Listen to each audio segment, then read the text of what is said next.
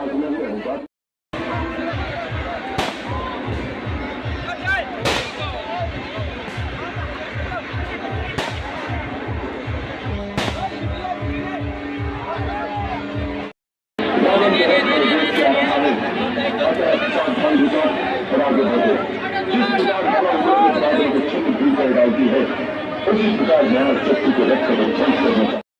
গ্ৰামৰ আপুনি ক'ব পাৰে দুটা গ্ৰামৰ ঢপেতল আৰু টপৰাত আমাৰ এইটো বহুত পুৰণা পৰম্পৰা।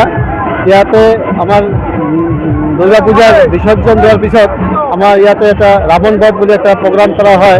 বহুত ভাল প্ৰগ্ৰাম আৰু কি ইয়াতে আপোনাৰ প্ৰগ্ৰামটো আপোনাৰ বহুত হাজাৰ মানুহ আপুনি চাই আছে। ইমান কমচে কম 4-5 হাজাৰ মানুহ ইয়াতে ভিৰ কৰি আছে। অকল দশমীৰ দিনেই কৰা হয়। বিসৰ্জন দেওয়াৰ পিছতে এটি ৰাবণ বধ কৰা হয়।